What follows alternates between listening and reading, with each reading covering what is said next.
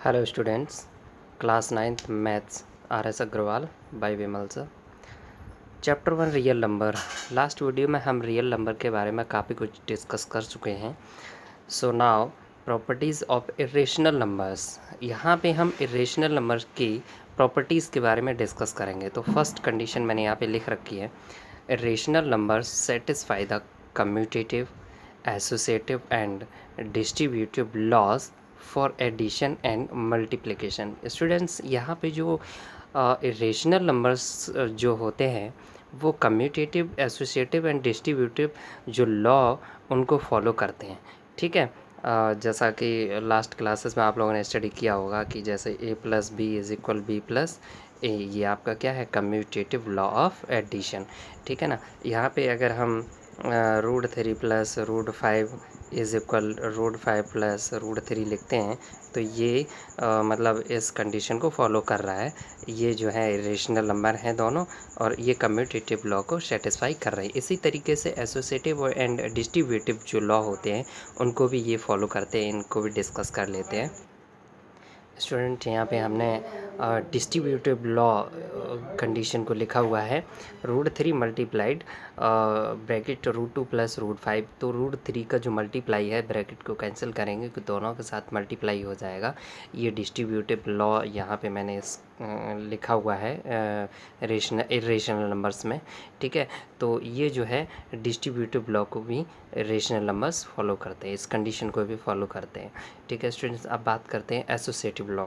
Associative law जो होता है ये √3 plus √5 plus √3 plus √2 plus √5 is equal √3 plus √2 plus √5।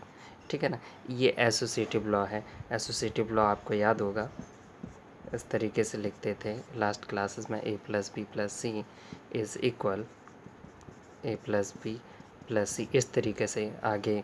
और सॉरी, यहाँ पे मैंने ये थोड़ा सा गलत कर दिया।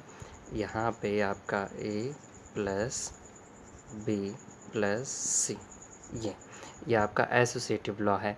ठीक है, तो ये जो आपका associative law a plus B, पहले ये दो ब्रैकेट और प्लस सी इसके बाद में, और यहाँ पे a plus b plus c इस ब्रैकेट में, तो ये एसोसिएटिव लॉ ऑफ एडिशन है।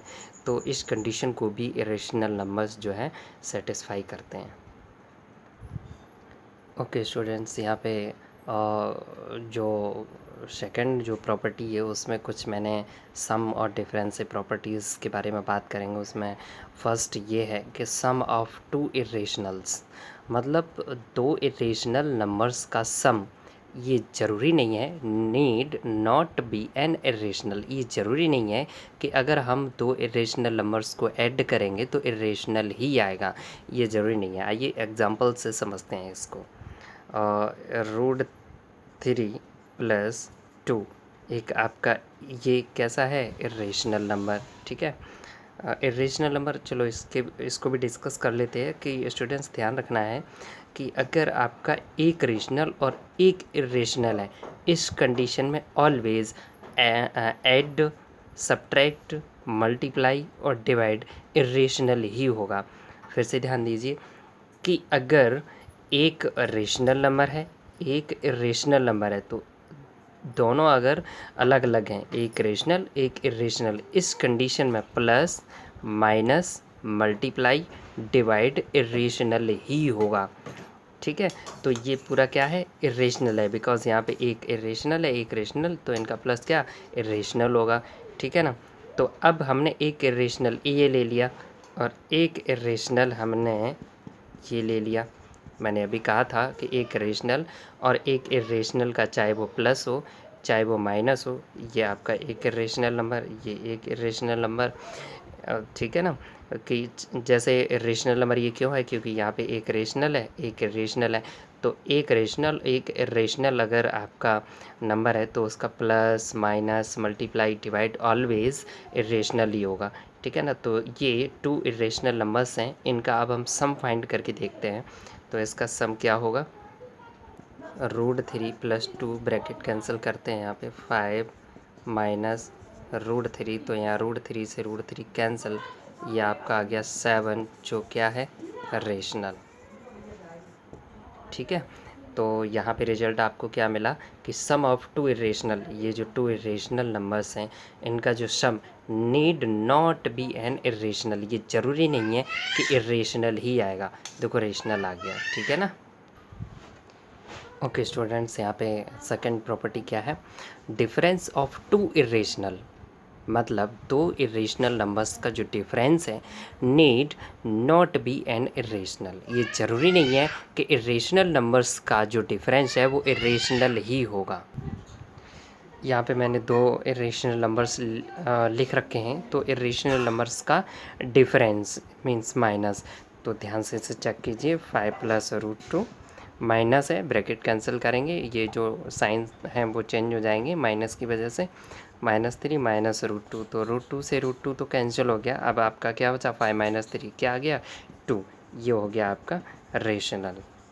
ठीक है स्टूडेंट्स, ध्यान ये रखना है कि difference of two irrational need not be irrational and irrational means ये कहना चाह रहे हैं कि दो इरेशनल नंबर्स का जो डिफरेंस है ये ज़रूरी नहीं है कि इरेशनल ही होगा, मीन्स इरेशनल भी आ सकता है, रेशनल भी आ सकता है।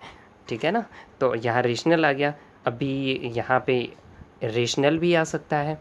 अब इरेशनल कैसे आ जाता कि अगर हम 5 + √2 -3 -√2 ये नंबर ले लेते हैं, ठीक है ना, तो अब ये भी इरेशनल नंबर है, ये भी इरेशनल नंबर है, इनका डिफरेंस अब करते हैं। तो 5 + √2 -3 + √2, इस माइनस की वजह से इधर के साइन चेंज हो जाएंगे, तो आपका ये 2 + 2 √2 आ गया, तो ये आपका इरेशनल है।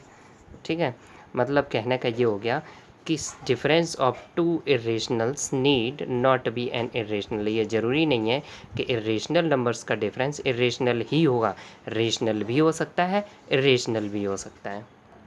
सिमिलरली स्टूडेंट्स, यहाँ पे मैंने एग्जांपल्स ही ओनली लिखे हुए हैं, डेफिनेशंस आप बिल्कुल सेम उसी मेथड से लिख सकते हैं।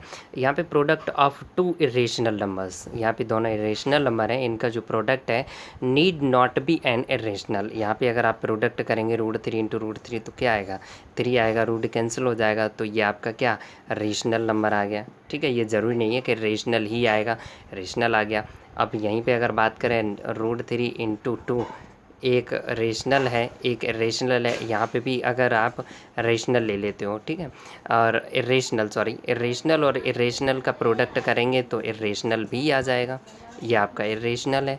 ठीक है ना, ये ज़रूरी नहीं है कि ऑलवेज इरेशनल ही आएगा, रेशनल भी आ सकता है, इरेशनल भी आ सकता है। सिमिलरली डिवाइड की बात करते हैं, तो डिवाइड में यू सी दैट √3 से √3 कैंसिल, तो आपका 2 ये क्या आ गया रेशनल आ गया। ठीक है ना, तो इस तरीके से ये प्रॉपर्टीज़ हैं ऑफ रेशनल नंबर्स की, plus minus product and divide की। ठीक है ना स्टूडेंट्स, और इसके बाद में मैंने अभी आपको एक चीज़ तो पहले ही बता दी है कि एक अगर रेशनल है और सेकंड नंबर आपका इरेशनल है तो ऑलवेज प्लस हो माइनस हो, plus minus product and divide सबके लिए इरेशनल ही होगा। अगर एक आपका रेशनल है और एक नंबर आपका इरेशनल है तो इस कंडीशन में ये सभी जो 4 ऑपरेशंस हैं इनमें सब में इरेशनल ही होगा। ओके स्टूडेंट्स, नेक्स्ट वीडियो में हम इरेशनल नंबर के नंबर लाइन पे रिप्रेजेंटेशन के बारे में डिस्कस करेंगे। Okay, thank you.